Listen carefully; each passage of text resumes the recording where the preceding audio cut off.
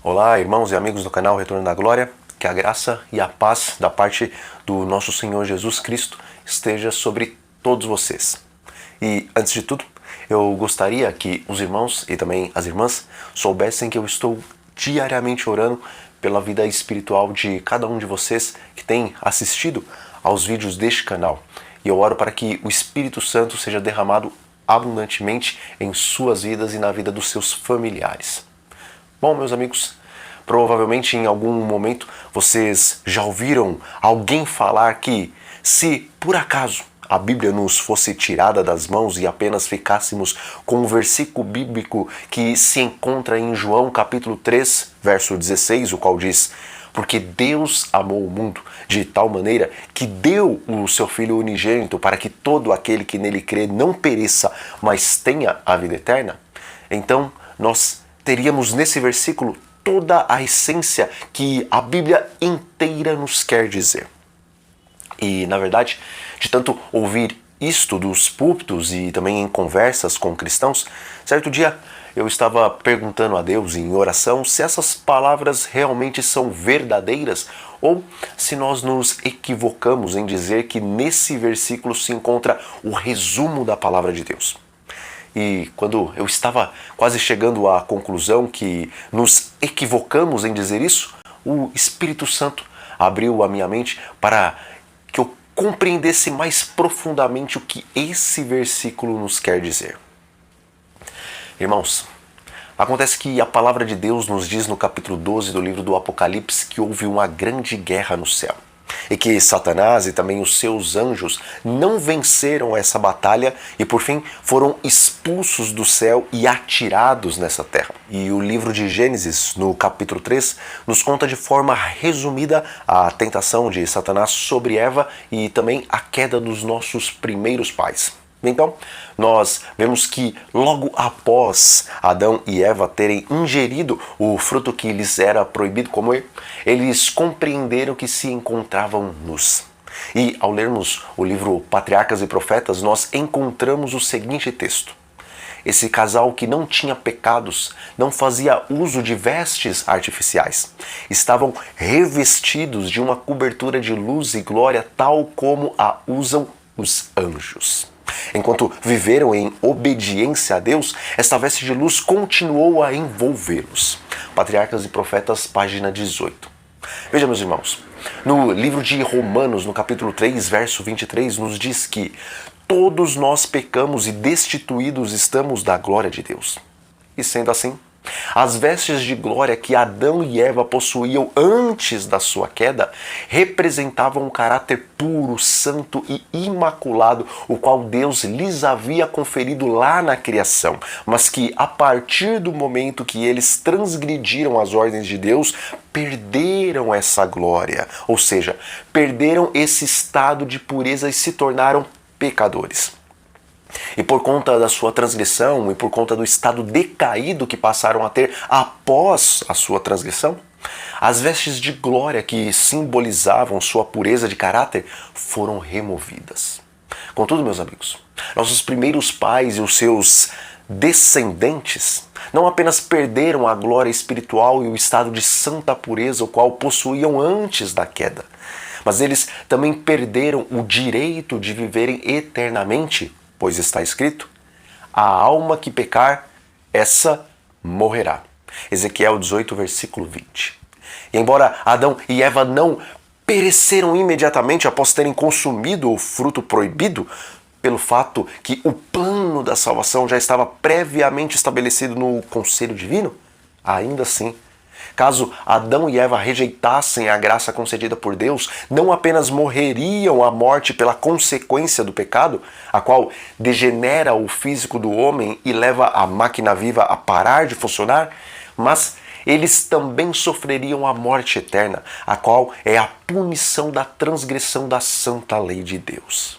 Bom, a verdade, meus amigos, é que o ser humano, após a transgressão dos nossos primeiros pais, não apenas perdeu a glória de Deus, mas também perdeu o direito à vida eterna. E desde Gênesis até o Apocalipse, o resumo da Bíblia é este: A imortalidade, a pureza e santidade que o homem perdeu no Éden pelo plano da salvação serão finalmente restabelecidas.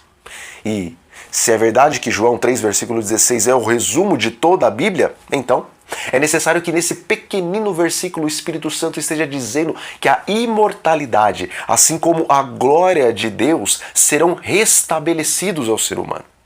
E quando lemos que Deus deu Jesus para a humanidade a fim de que essa não pereça, mas tenha a vida eterna, vemos que pelo fato de a vida estar em Cristo, como diz o capítulo 1 do Evangelho de João, então, após Jesus tomar sobre si os nossos pecados e a condenação que nos cabia, ele ganha agora o direito de conceder a vida que se encontra nele mesmo para todos aqueles que decidem fazer esta troca.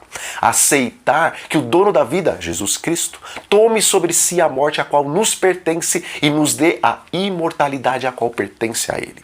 E embora o plano da salvação no tocante a essa troca pareça simples, a verdade é que o Espírito de Profecia nos diz que a faculdade dos santos por toda a eternidade será estudar o plano da salvação. E quanto mais aprendemos a respeito desse assunto, novas e novas verdades sobre ele eternamente serão desenroladas à nossa compreensão. Contudo, amigos, embora fique claro em João 3, versículo 16, que em Cristo nós recebemos a imortalidade a qual nós perdemos lá no Éden, mas onde está nesse versículo a garantia de termos novamente a glória de Deus? Ou seja, um caráter perfeito e imaculado, tal como era o caráter de Adão e de Eva. Veja, o versículo inicia-se dizendo que Deus amou o mundo de tal maneira que nos deu o seu Filho. Meus irmãos, Jesus é um presente de Deus para a humanidade. E pelo fato da vida imortal estar em Jesus, então nós que recebemos esse presente, juntamente com ele, também podemos desfrutar da imortalidade a qual está nele incluída. Mas a verdade é que quando a Bíblia nos diz que Deus deu o seu Filho, ela também está nos dizendo que não apenas a imortalidade que estava no Filho de Deus, mas todas as demais virtudes a qual Cristo possui pela fé, também são nossas, pois se encontram incluídas no presente de Deus, o qual é Jesus Cristo. E quais são as demais virtudes que nós encontramos nesse presente de Deus, meus irmãos? Amor, alegria, paz, longanimidade, benignidade, bondade, fidelidade, mansidão e domínio próprio. Gálatas 5, versículo 22 e 23. Bom, assim como o Pai e o Divino Espírito possuem essas características, da mesma forma, por ser divino, o Filho unigênito do Pai também possui todas essas virtudes. E por possuir todas essas santas características que formam o caráter de Deus, então, tais características e virtudes também podem ser nossas, pois quando recebemos a Cristo como um presente de Deus, todas as virtudes do caráter de Cristo também são nossas. E essa glória de Deus, amigos, ela está relacionada com o seu perfeito caráter. E sendo assim, em João 3, versículo 16, verdadeiramente está o resumo da Bíblia, pois ali não somente é apresentado que a imortalidade que nós perdemos em Cristo nos é devolvida, mas ali também nos mostra que a glória do caráter divino, a qual também perdemos, em Cristo, nós também a recebemos novamente.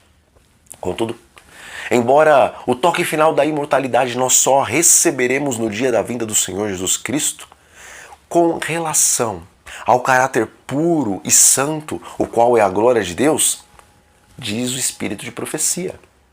Os que querem ser santos no céu precisam primeiro ser santos na terra, pois quando deixarmos a terra, levaremos o nosso caráter conosco.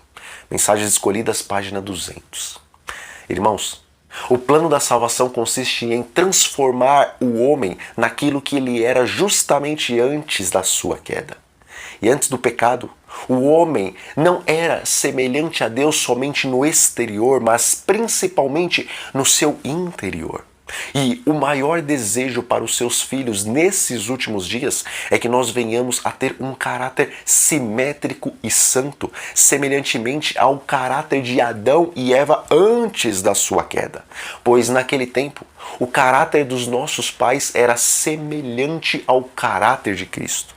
E pelo fato de estar escrito em Conselhos para a Igreja, página 343, que nenhum de nós pode receber o selo de Deus enquanto no caráter houver qualquer noda ou mácula. Então, meus amigos, cumpre-nos agora, pela graça de Jesus, reclamarmos pela fé todos os atributos do caráter de Cristo para nós. Pois, se Deus deu Cristo para a humanidade, então, pela fé, todos os atributos e virtudes do Senhor Jesus são por direito nossos.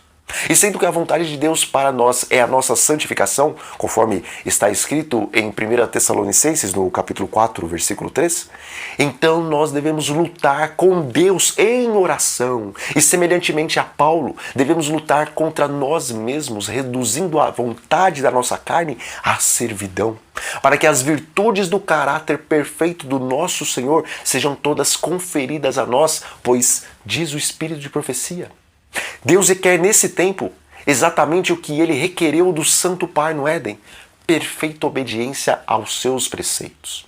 Sua lei continua sendo a mesma em todos os séculos. A grande norma de justiça apresentada no Antigo Testamento não é rebaixada no Novo. A obra do Evangelho não é atenuar as reivindicações da santa lei de Deus, mas elevar os homens até poderem guardar os seus preceitos. Fé e Obras, página 52. E assim, como na esfera de Adão e Eva, eles eram perfeitos em seu caráter. E assim como Cristo em sua esfera foi perfeito em seu caráter, Deus também aguarda que a sua igreja nos últimos dias seja, em sua esfera, perfeita em seu caráter. Pois o Espírito de profecia nos diz que Cristo aguarda com fremente desejo a manifestação de si mesmo em sua igreja. Quando o caráter de Cristo se reproduzir perfeitamente em seu povo, então ele virá para reclamá-los como seus. Parábolas de Jesus, página 69. Bom, meus amigos, nós ficamos por aqui. Mas antes de nos despedirmos, eu gostaria de fazer uma oração com vocês, pedindo que Deus nos ajude a lutarmos contra as nossas tendências pecaminosas e lutarmos com Ele em oração, suplicando todas as virtudes do caráter de Cristo. E, se possível for, fechem os seus olhos. Senhor nosso Deus e Pai, graças nós te damos pelo presente que nos enviou, Jesus Cristo, seu Filho unigênito. E Pai, nós compreendemos que em Cristo a imortalidade a qual nossos primeiros pais perderam, ela nos é restabelecida. Contudo, Pai, muitas vezes não compreendemos que o Senhor também deseja e necessita restabelecer a glória do caráter divino em seu povo. Portanto, Pai, nós te pedimos as bênçãos do caráter de Cristo, a fim de não apenas termos a imortalidade, mas também, desde agora, termos a santidade a qual o Senhor exige do seu povo. E essas bênçãos nós lhe pedimos e agradecemos em nome de Jesus. Amém. Amigos, fiquem todos sob a paz do Senhor Jesus Cristo e até a próxima.